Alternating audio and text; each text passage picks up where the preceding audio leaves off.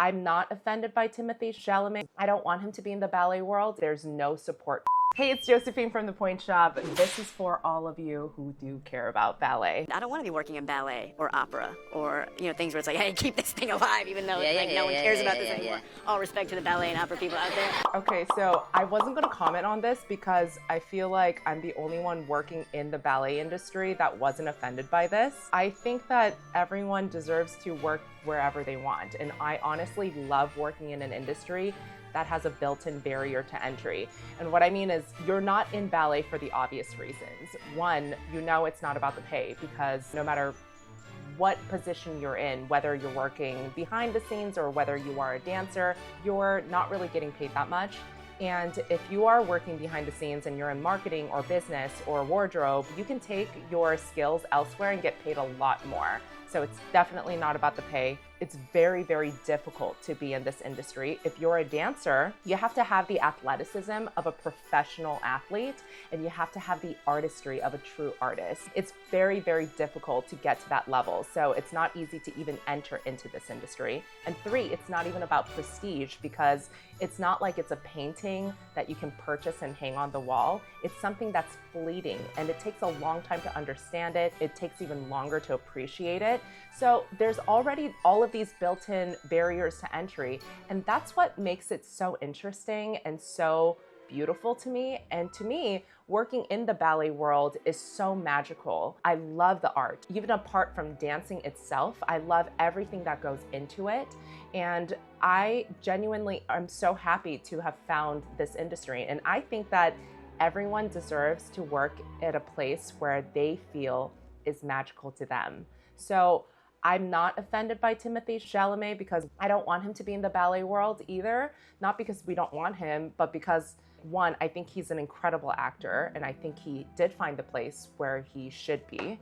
And two, I think that he should just be happy doing what he does. Not just because of him, I just want everyone to be happy with what they're doing. If you're interested in ballet, or if you are excited to understand it, I'm so happy you're here. And I'm so excited that you're interested, and I'm so flattered that you want to learn more about this artistry. It's an art form that's nearly 500 years old. This has lasted throughout time, and everyone always says that it's a dying industry, nobody cares about it, and I'm really not worried, one, that my industry is going down, and two, I'm like okay for anyone to have their own opinions. I just want everyone to love what they're doing and find the place that feels magical to them, because I feel like I found it, and I'm so grateful that I am able to work in this industry doing something that I love.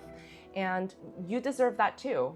Anyone deserves that. Timothee deserves that. I just hope that if you take anything from this, just find the thing that makes you joyful and find the thing that makes it feel magical. And it doesn't mean that it's not difficult to do. Ballet is one of the most difficult professions out there, but it's still magical nonetheless. Maybe it is magical because it is so difficult to do. And everyone who is also outraged by this, totally understand. You are all entitled to your opinions. I'm sorry that this happened to the dance world, but also whenever these things happen, Kendall Jenner or whatever, whenever these types of things happen, it brings us together. And also, like, when I watched all of this happening, I was like, wow, like, we are kind of big, or like we are powerful. At least we may be small, but like our voices are very strong. So I was like, that's a pretty cool take, but that's my take on it.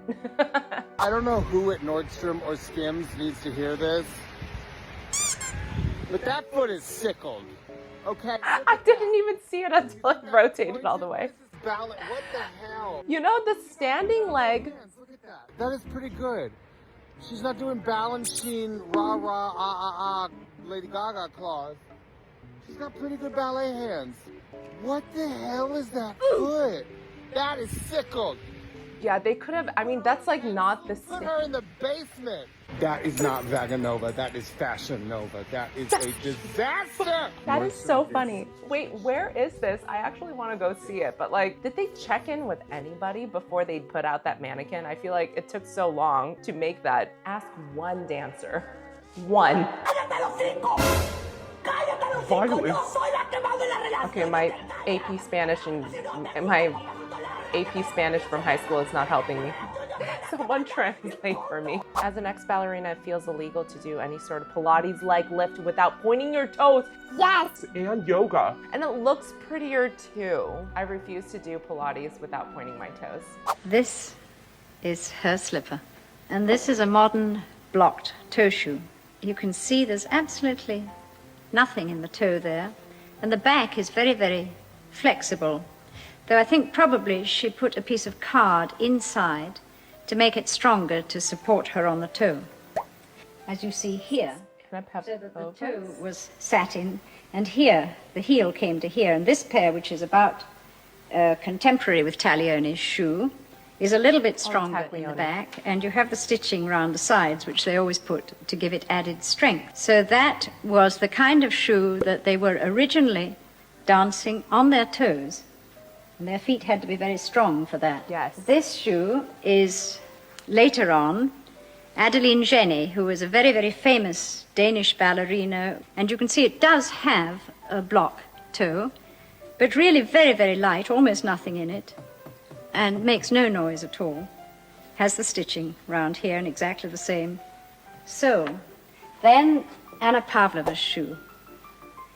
Now here there is the real block toe, the same stitching on the top. This is the real and modern downside. point shoe. And the ribbons a little wider than they were in the beginning. Mr. Capizio made And this. inside, this nice piece of fine leather to stop them slipping off the heels. And then, of course, the modern shoes really are, it would seem to be, unnecessarily hard and heavy. This is a Russian one, this is an English one.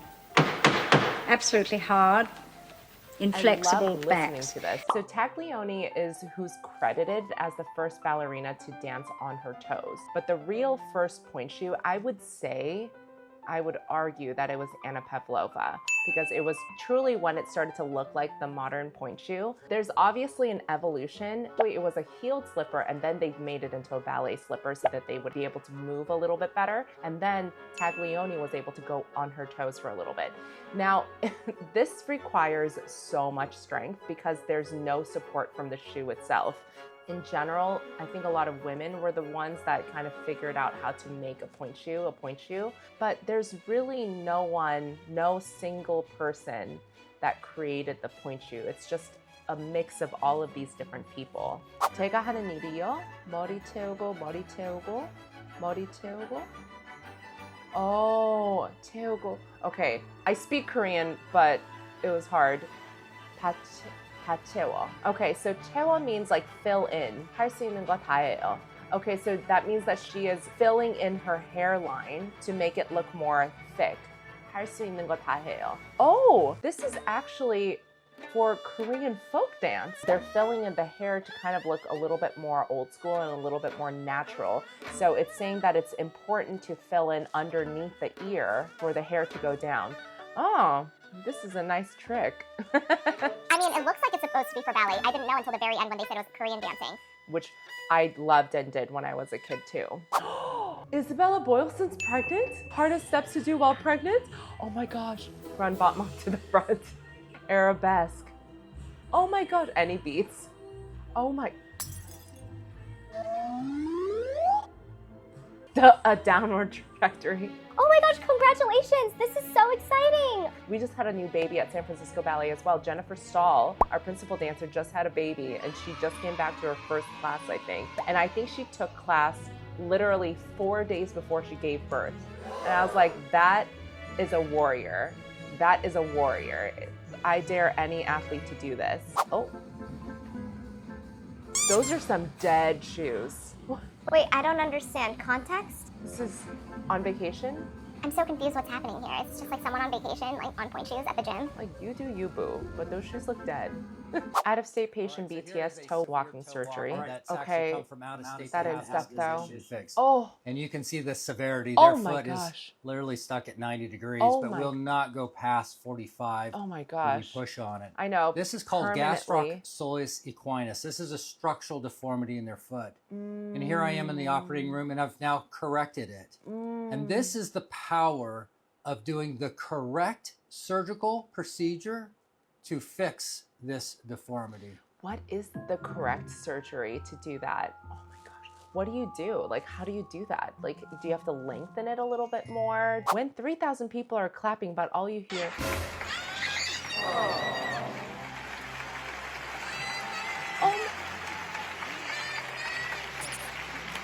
Oh my gosh, that is so cute. Oh my gosh, that's adorable. Okay, well with that, that was for all of you who enjoy ballet. If you love ballet, please leave it on the comments. Tell us like how you are connected to ballet. Are you an audience member? Do you just like watching these videos? Are you interested in seeing some shows? Are you actually a dancer? Are you an adult recreational dancer? Whatever it is and however you love ballet, I want to know. I'll see you guys later.